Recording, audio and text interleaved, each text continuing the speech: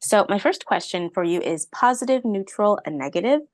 What are your feelings about the use of generative AI in entertainment and marketing? Well, it's a pretty broad question, so I'm going to answer with a broad answer. And Okay. I don't think I'm the first artist to wax philosophical. So I'll start by saying nothing is really, everything's neutral except for what we assign to it. So good, bad, right, wrong, pleasant, unpleasant. The way I roll is everything's neutral except for what we project on it. So most suffering in life is created by wishing things were other than what they are. So with regard to AI, I would say you can't change the march of technology. It's kind of here to stay. And one way of putting that is there's no way to put the genie back in the bottle. So adapt or die and get comfortable with it.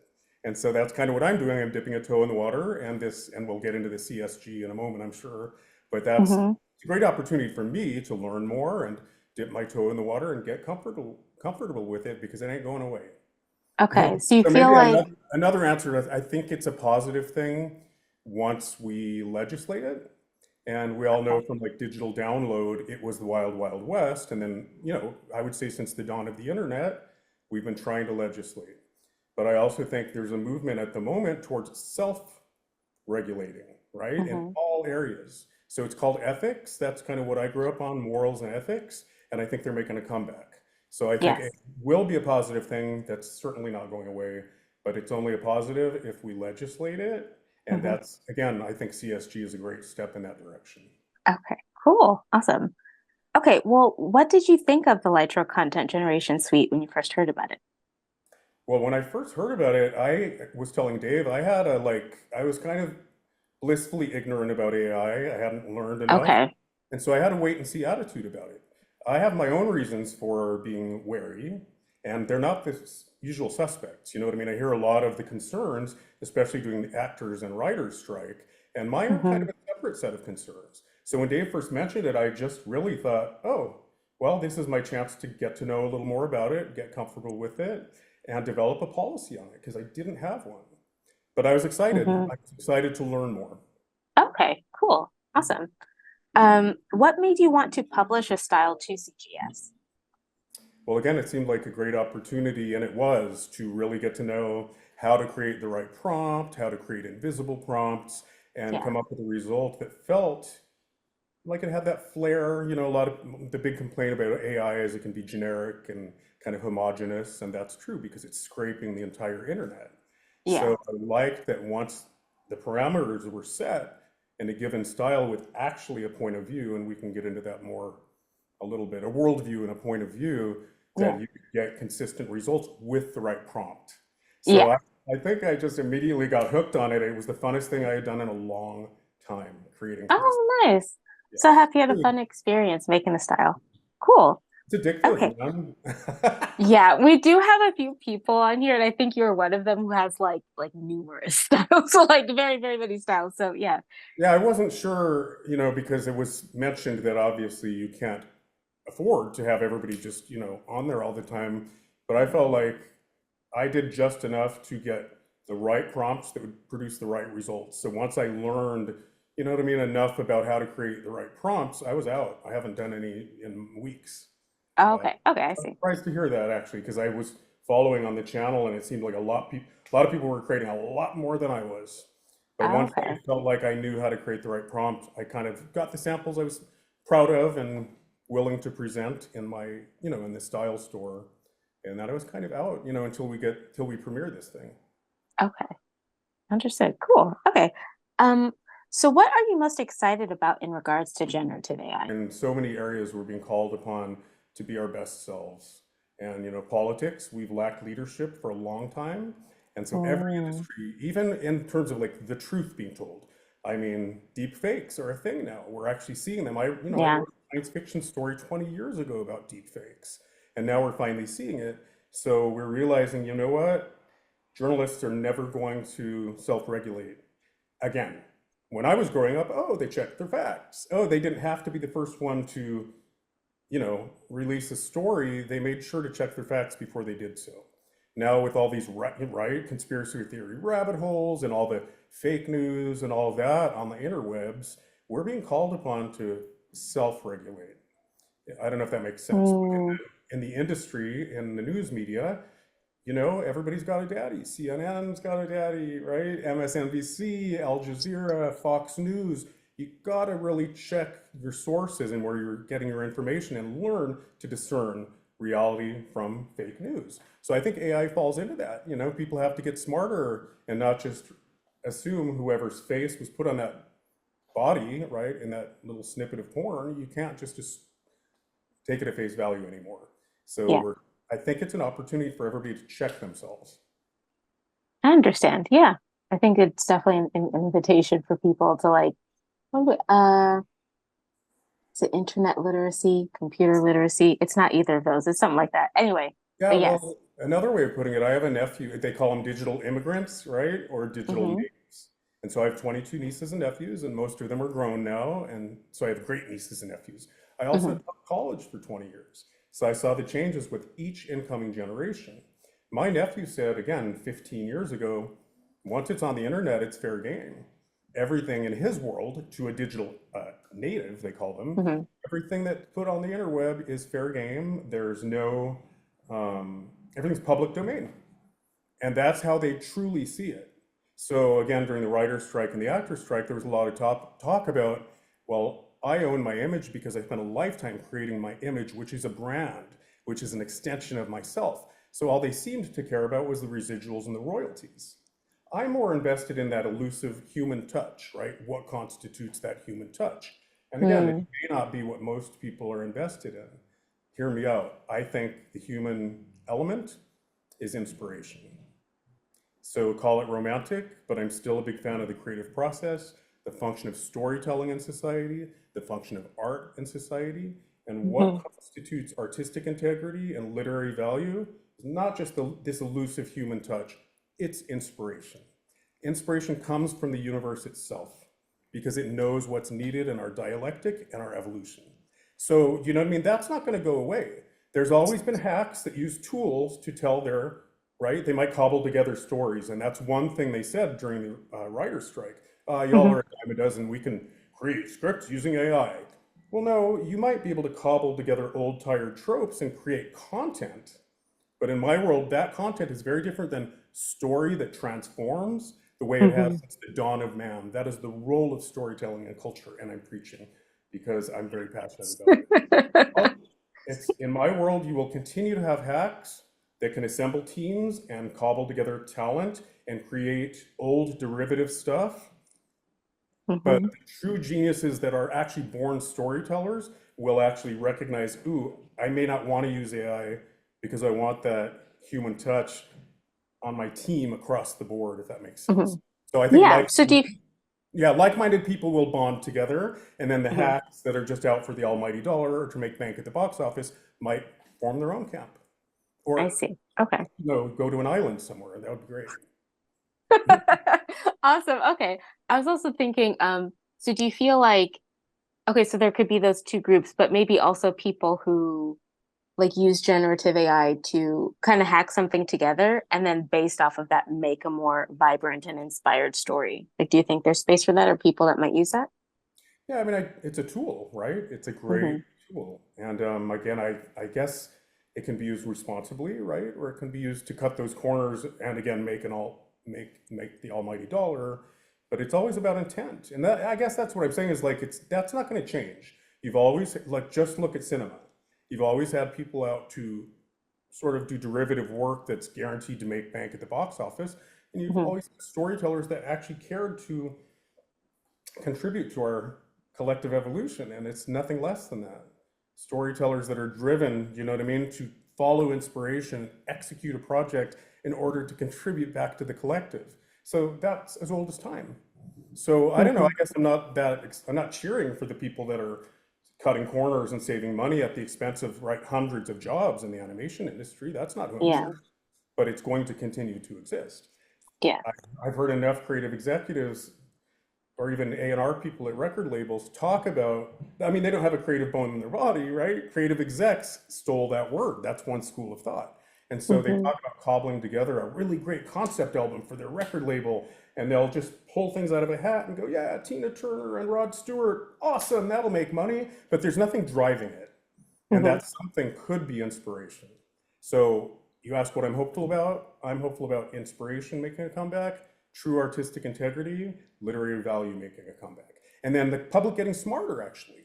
So again, being the age that I am and having 22 nieces and nephews, one of the downsides, I think there's a lot of great things about millennials, a lot of great things about Gen Zers, but they're actually way more consumerist than we ever were. Like, Oh. oh my God, are you kidding me? Way more consumerist.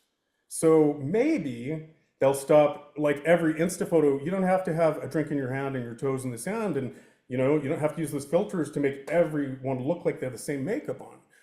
There's less, there's more conformity now than ever before because of those Mm. Insta, everybody's got to look the same on Insta.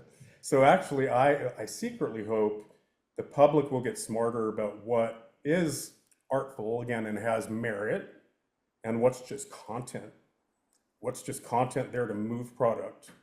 Hmm. Okay. Well, I think that the overall comeback you're talking about, all of those things coming back, I think that sounds lovely and wonderful. And I hope to see that. Yeah. Yes.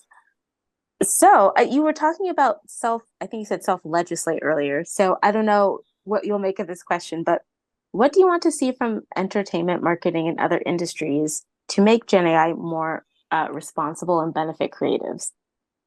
It's funny, I heard just this morning, again, I mentioned I have a podcast and I have Hmm. and we're both writers. So you'll hear there's a point here and you'll make the connection in a minute. But our platform, it's called Buzzsprout, and Okay. it generates our episode descriptions every week using AI. And Hmm. half the time I'm like, oh my God, that's gobbledygook. Like it's just not there yet. We know that AI is not quite there yet in a lot of areas, like the finger count, and Yeah. sometimes the sexy marketing language that Buzzsprout comes up with really has little to do with the conversation we just had for an hour and a half, but it's really sexy marketing language. So I guess my point is Mm. it's just not there yet in a lot of areas. So I do think that the onus is on artists to use it responsibly. But then the reason I brought up the podcast is my producer just this morning said she uses AI as a tool, and she's in a master's program. And she actually uses AI as a tool in her writing process, but she doesn't plagiarize in her words. She kind of just uses it to clean it up and make sure the grammar's correct and all of that. Well, she got in Mm. trouble. And my sister just quit teaching a humanities course she's taught for 2 decades because she doesn't hate policing it, but she doesn't feel like she should have to. It shouldn't be part of the teaching process. Mm. But anyway, my producer this morning was saying that the AI detection software isn't there yet either. So it's like she got Uh, caught up in a really wide net, and it's horrible. So I guess I'm hoping maybe the higher ups at the different, I don't know what you said, marketing companies would just come up with better tools to police AI, right? And then mhm. like Laetro's doing, create opportunities for artists to maintain their brand and be compensated for it. Yeah. More Yeah. cheese, yeah. Okay. So what I'm hearing is like it is, I feel like kind of goes back to that self-legislate. Like it's gonna take a while for anything broader to kind of come together. So we need to I guess individually, but hopefully also collectively as just like people, like Well, find yes, ways to, yeah, that's kind of what I was saying. self-legislate until then. Okay. Yeah, people have to recognize content, then art. Two different things. Hmm. Content meant to move product, and Hmm. art. That's kind of what I meant, but the public has to get smarter. But Hmm. here's one other hopeful nugget that just came up today as well. Or somebody said it to me a few days ago, and it made a lot of sense. I mean, we all know artists felt very threatened when airbrushing came along, right? Then when Photoshop came along, it was the end of the world, and we're going to hell in a handbasket. And then the Hmm. interwebs came along, and oh my God, it's the end of the world. So I think when there's a quantum leap in technology, it's always threatening for good reason, you know? And then we play a little catch up. So, like I Hmm. said, the internet, it was the wild, wild west until we started legislating with efforts like, you know, digital download that was more responsible as opposed to just pirating. And I Hmm. think, again, not to just toot the horn of CSG, but I think it's a step in the right direction. But when it comes to policing ourselves, oh, here's the hopeful nugget I was going to share. I tend to think as I said at the very outset, like, oh, the genie's out of the bottle, there's no going back. So let's learn to live with it and have a healthy relationship with it, right? Hmm. Albert Einstein said one of the most important questions you can ask is, do I live in a hostile universe or a benevolent one? And so I feel that way about AI. Like, sure, it could become our overlords. You know, who knows? We'll be enslaved to AI 20 years from. We don't know, but it Yeah. doesn't really help to kind of be a doom speaker about it. You just coexist with it. And so I feel Hmm. like you got to find creative ways to coexist with it. But again, the helpful nugget was if you think of smoking, look at anything, not just cinema, but look at anything shot 20 years ago and everybody's smoking. Like everyone my age has pictures in Yeah. the delivery room of the doctor smoking while delivering a baby. Oh, I'm not no. kidding. And then like when her mom smoking while delivering a baby. So compare that to now where we actually have self-policed or I said regulated, not legislated, but you know what I mean, Oh, okay. self-regulated. So Hmm. now smoking, it's like, ugh, everybody knows better, and it actually caught on. So my wish is like cell phones, having your face glued to a cell phone. We could actually get to the point where we look back on videos of people walking around glued to a cell phone and think, oh, that Mm, would never fly nowadays. yeah. Does that make sense? So the pendulum swings, and I think maybe once we start policing AI and creating not just ways to detect it, right, but actually legislating in a way that compensates artists and they can make a living in their chosen profession, then maybe kind of the deep fakes and all the misuses of it will seem really distasteful, if that makes sense. And we Yeah. will have new norms. Yeah. Hope that I makes sense. like that. No, Yeah. that definitely makes sense. I like that. Thank you so much for sharing. That was all I had for you. Did you have anything else you wanted to add? Anything else you want to say? No, but I preached a lot, so here's what I would say. I actually wanted the interview to be intact, but I think there's only a couple nuggets there, here and there. But feel Yeah. free to pluck anything out, because I'll preach till I'm in the ground. I'm sorry. I honestly, before you said I'm preaching, the first time you said that, my thought like 3 seconds before you said that was this guy is a teacher. This guy Oh, I'm on a was too much like coffee, right? used to talking to like my students must understand. Yeah, I I, definitely could get that vibe. yeah, I got on a roll. Well, it's because I have a podcast too. So once Yeah, my mouth that makes gets sense. going, it's just. But no, I do. I mean, I realized I do have opinions about it. Like I said, when Dave first approached me, I was like, I haven't developed a policy on that. I successfully Yeah. avoided it because I thought it was silly. You can't change the march of technology anyway. So I just Hmm. thought it was silly until I learned more to engage in the conversation. And Mm. so now I have developed opinions, because I've dipped a toe in the water. And that's kind of what you got. I haven't had a chance to talk about it yet. We're going to Yeah. do a couple episodes about AI soon. Okay, cool. Well, do you want to tell us about your podcast? Do you want to mention your podcast? I would love to. That's not why I brought it up, but of course I'll plug it. Yeah. It's about all of this. It's about storytelling and artistry and the creative process. It's called Language of the Soul. Okay. And we're on Cool. all the platforms. Awesome. It Okay. Well, really yeah, wasn't we'll me be sure plugging to. it. No, it's fine. I asked. I've talked with a few other people and listened to a few other people who have been creatives for decades, and it is interesting to hear a lot of them talk about this, like, oh, when Photoshop came out, or when like Xerox came out, or when, whatever it is. And so even though there is this sense of like fear from them, sometimes there's also this sense of like, I've been to this rodeo before. Like I've seen this Absolutely. before. And so yeah, Right. I just thought it was interesting that you also mentioned that. But I think Um, with AI, people go to the extreme, like, oh my God, it's going to take over the world, and we're all going to, human race will no longer exist. It's really mhm. easy to go to, uh, Catastrophize. right, right, Yeah. exactly. Yeah. And so I think, yeah, it's helpful to realize, again, even with the smoking example or the cell phone example, maybe there's no putting the genie back in the bottle, but there's definitely, what's a good analogy? You can train the genie, something like that. Mhm. Sure. You can become friends with the genie and then put up boundaries. Love that. Exactly. Healthy Okay. boundaries, yes. Yes. Mhm. Perfect. Okay. Well, awesome. This was so wonderful to speak with you. Thank you so much for taking the time. Of course, it was nice to finally meet you in Zoom land. Absolutely. Yes. And Zoomland. Everyone watching, thank you so much. And yeah, thanks for spending time with us. Take care. Bye. Thank you.